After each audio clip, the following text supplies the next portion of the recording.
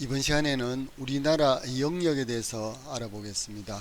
영토, 영해, 영공이 있는데 이 중에 영해가 중요한 내용이 되겠습니다.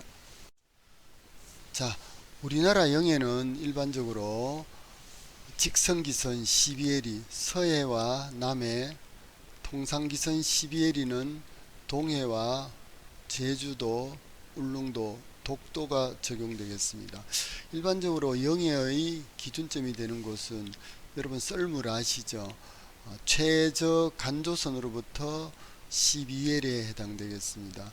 일반적으로 영토가 있고 그 영토 바깥쪽에 최저 조위선으로부터 12L에 해당되는 곳은 영해가 되고 그 바깥 188L이는 배타적 경제수역입니다. 그 바깥은 공해가 되겠죠. 자, 그리고 영토와 영해의 하늘은 영공에 해당되겠습니다. 자, 그러면 한번 우리가 보겠습니다. A는 뭐죠? 우리의 영토에 해당되는 곳이고, B는 12L에 해당되는 영해, A와 B의 하늘에 해당되는 영공은 C가 되겠습니다. 보통 대기권까지가 되겠죠. 자, 그리고 보통 배타적 경제수역은 200L이 선을 의미하는데 영해를 뺀 나머지 188L이 D가 배타적 경제수역 EEG가 되겠습니다. 자, 그럼 우리나라 영해는 일반적으로 서해를 한번 보겠습니다.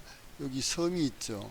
소령도, 어청도, 최외곽 섬을 기선으로 하여 이 바깥쪽으로 12L이 해당되는 이 빨간 선이 우리나라 서해의 직선기선 12L이 영해 범위가 되겠습니다. 선생님이 지금 삐끔치고 있는 이 지역이 있죠. 이 범위가 우리나라 서해의 영해에 해당되고, 이 직선기선 안쪽에 해당되는 이 지역은 일반적으로 내수지역입니다.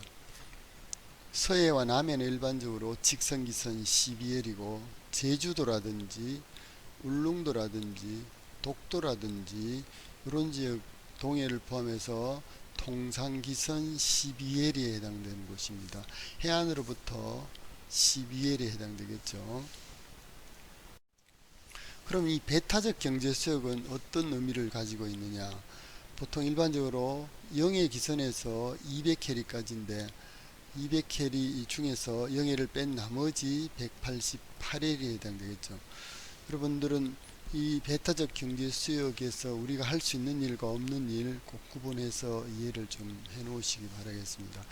배타적 경제수역은 연안국, 인접하는 연안국이 자원을 탐사한다든지 개발이나 이용에 관한 권리, 캐저 케이블이나 인공섬을 설치할 수 있습니다. 그러나 외국 선박이 지나가는 그런 통행권은 인정이 되어야 되겠죠, 그죠? 그리고 우리나라와 일본 혹은 중국과의 배타적 경제수역의 범위는 굉장히 좁습니다. 그 좁은 범위에 두 나라가 겹치는 부분에 어업을 위한 공동수역이 있습니다. 그래서 한국과 일본 간에는 중간수역 1998년 협정이 맺어졌고요. 한일 모두 조업이 가능한 그런 지역이고, 잠정조치수역은 한국과 중국의 공동조업이 가능한 그런 범위가 되겠습니다. 이런 건 배타적 경제수역의 범위가 너무 좁아서 양쪽이 겹치는 부분을 이렇게 잠정적으로 수역을 정해놓았다는 거 한번 이해하시고요. 그러면 지도를 한번 보겠습니다. 자, 여러분들 여기 보시면은 우리나라 영해 범위 빨간 선 보이죠? 여기까지가 우리나라 영해고요.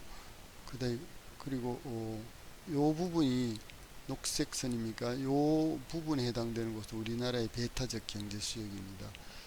그리고 여기에 해당되는 곳은 한일 간의 중간 수역이고, 이 부분은 한국과 중국과의 잠정 조치 수역으로 공동으로 어로 활동하고 있습니다.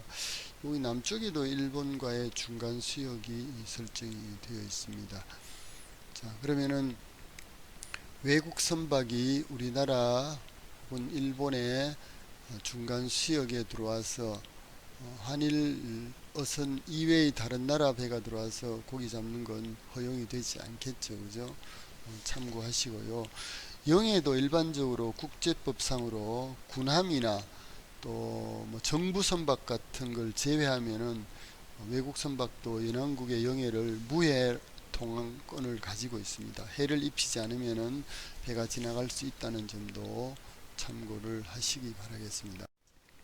자, 그러면 오늘 마지막으로 형성평가 교과서 15쪽을 보시면은 해안의 영해 기준과 범위를 정리해보자.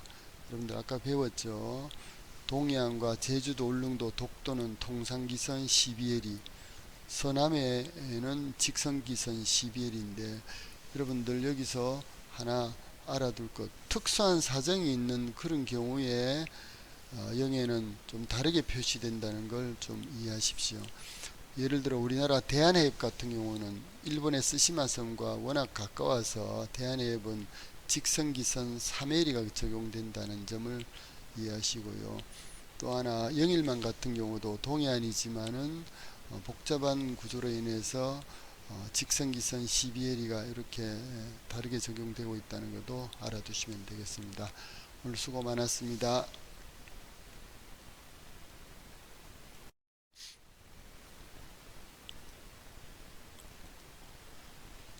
자, 이번 시간에는 소중한 우리 영토 독도를 중심으로 마라도, 이어도까지 한번 살펴보겠습니다. 자, 독도는 여러분도 잘 아시다시피 독섬이나 돌섬, 삼봉도, 뭐 우산도 이렇게 다양한 이름으로 예로부터 불려 왔습니다. 우리나라 제일 동쪽에 있는 해가 가장 빨리 뜨는 화산섬이죠. 울릉도로부터 87.4km 정도 떨어져 있는 그런 우리나라의 섬입니다. 조금 이따가 여러분들 참고 영상 꼭 보시고요. 독도 이야기 보시고 더 자세한 내용을 알아보시기 바랍니다. 독도는 천년보호구역으로 천년기념물 제336호로 지정이 되어 있습니다. 만기오람이라든지 뭐 삼국사기, 세종실록 지리지, 뭐 다양한 팔도, 총도, 심지어 일본 지도에조차도 우리나라의 영토임을 나타낸 그런 경우도 있습니다. 그래서 일본이 아무리 자기 땅이라고 우겨도 뭐 독도는 부인할 수 없는 우리의 땅임이 명백하죠. 독도는 다양한 여러가지 학술적, 전략적 가치가 있습니다만 그 중에서도 경제적 가치가 아주 큽니다. 고체가스인 메탄 하이드레이트나 해양 심층수, 쌤도 먹어봤는데 아주 맛있더라고요. 그리고 조경수역으로 한난류가 만나는 조경수역으로 풍부한 어족 자원이 있고, 그리고 여러가지 바다 생태계의 다양한 자원의 보고이기도 합니다. 여러분들이 만약에 일본 사람이 만났을 때 독도가 우리 땅임을 설명할 수 있도록 열심히 공부를 해 주시기 바랍니다. 그리고 이 마라도는 우리나라 제일 남쪽에 있는 그런 화산섬입니다.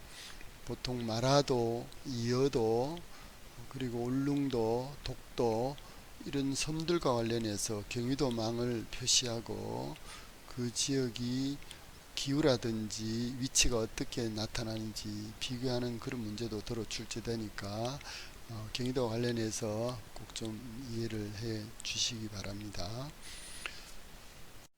이어도는 마라도에서 149km 떨어진 우리의 배타적 경제수역에 있는 암초입니다. 수중 암초죠. 수중 한 5m 정도 아래에 있는 암초인데 최근에 중국이 자기 땅이라고 자꾸 우기고 있습니다.